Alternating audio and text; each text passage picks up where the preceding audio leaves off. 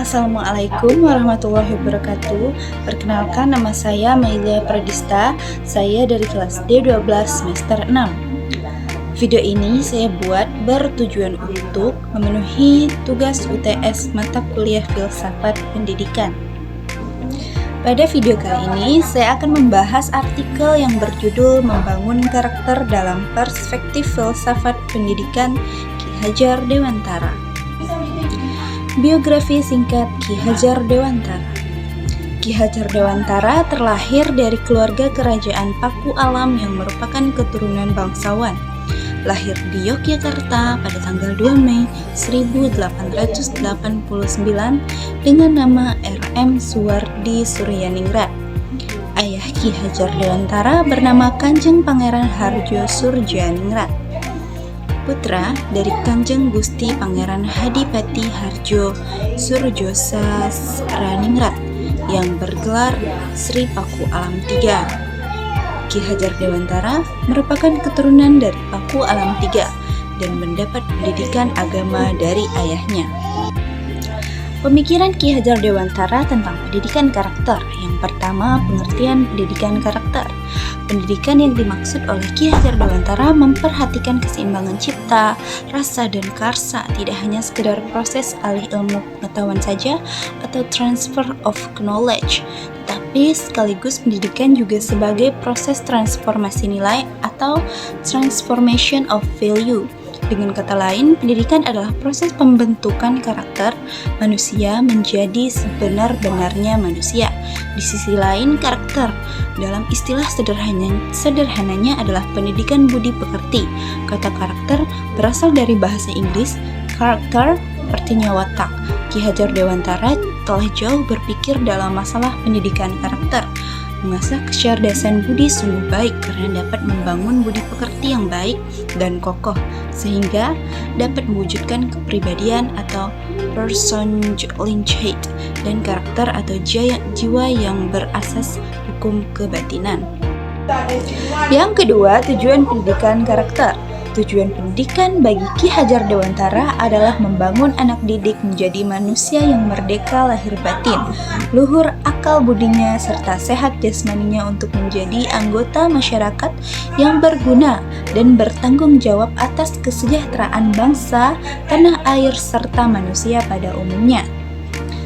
Menurut Sutherland tahun 1984, Ki Hajar Dewantara mengungkapkan bahwa pendidikan merupakan proses pembudayaan, yaitu suatu usaha memberikan nilai-nilai luhur kepada generasi baru dalam masyarakat yang tidak hanya bersifat pemeliharaan, tetapi juga dengan maksud memajukan serta memperkembangkan kebudayaan menjadi ke arah keluhuran budaya manusia.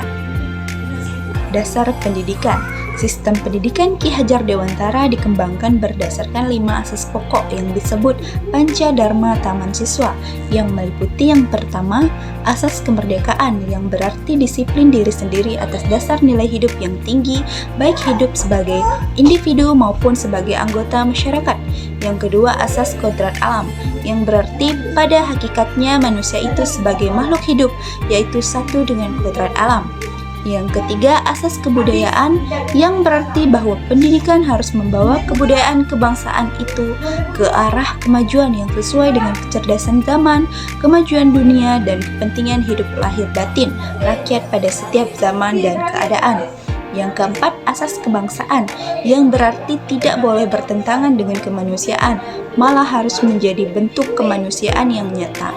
Dan yang kelima, asas kemanusiaan, yang menyatakan bahwa dharma setiap manusia itu adalah perwujudan kemanusiaan yang harus terlihat pada kesucian batin dan adanya rasa cinta kasih terhadap sesama manusia dan terhadap makhluk ciptaan Tuhan seluruhnya. Menurut Surjo Miharjo tahun 1986. Selanjutnya, pokok ajaran atau sistem pendidikan. Dalam pelaksanaan pendidikan, Ki Hajar Dewantara menggunakan sistem Among sebagai perwujudan konsepsi beliau dalam menempatkan anak sebagai sentral proses pendidikan. Dalam sistem Among, setiap pamong sebagai pemimpin dalam proses pendidikan diwajibkan bersikap ing ngarsa sung tulada, ing madya mangun karsa dan tutwuri handayani. Yang pertama, ingarsa sung tulada. Ingarsa berarti di depan atau orang yang lebih berpengalaman dan lebih berpengetahuan. Sedangkan tulada berarti memberi contoh atau memberi teladan. Guru harus bisa menjaga tingkah lakunya supaya bisa menjadi teladan dalam pembelajaran. Apabila guru mengajar menggunakan metode ceramah, guru harus benar-benar siap dan tahu bahwa yang diajarkannya itu baik dan benar.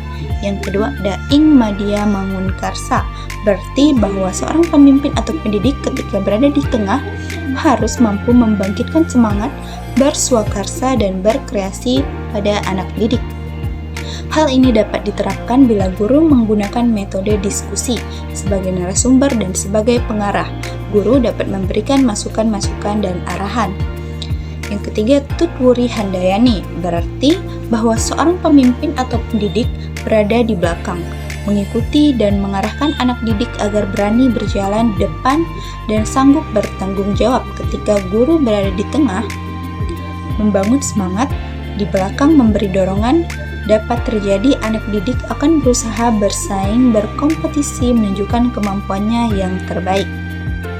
Nah, kesimpulannya adalah sistem pendidikan yang dikemukakan oleh Ki Hajar Dewantara atau Ingarsa Sung Tulada, Ing Madya Mangun Karsa, dan Tutwuri Handayani adalah wasiat luhur yang patut dijadikan sebagai acuan dalam pengembangan pendidikan karakter. Pendidikan menurut Ki Hajar Dewantara haruslah bersifat nasional. Artinya, secara nasional pendidikan harus memiliki corak yang sama dengan tidak mengabaikan budaya lokal. Bangsa Indonesia yang terdiri atas banyak suku, ras, dan agama hendaknya memiliki kesamaan corak dalam mengembangkan karakter anak bangsanya. Penyelenggaraan pendidikan jangan terjebak pada pencapaian target sempit yang hanya melakukan transfer pengetahuan, tetapi perlu dengan sengaja mengupayakan terjadinya transformasi nilai untuk pembentukan karakter anak bangsa. Pembentukan karakter peserta didik perlu melibatkan tripusat pendidikan atau keluarga, sekolah, dan masyarakat secara sinergis. Pengembangan karakter peserta didik perlu memperhatikan perkembangan budaya bangsa sebagai sebuah kontinuitas menuju ke arah kesatuan kebudayaan dunia atau konvergensi, dan tetap memiliki sifat kepribadian di dalam lingkungan kemanusiaan sedunia atau konsentris. Asas dan dasar pendidikan yang digagas Ki Hajar Dewantara merupakan landasan dasar yang kokoh untuk membangun karakter bangsa, bersendi pada budaya bangsa dengan tidak mengabaikan budaya asing. Mungkin sekian pembahasan yang dapat saya sampaikan mengenai artikel tersebut. Kurang dan lebihnya saya ucapkan terima kasih.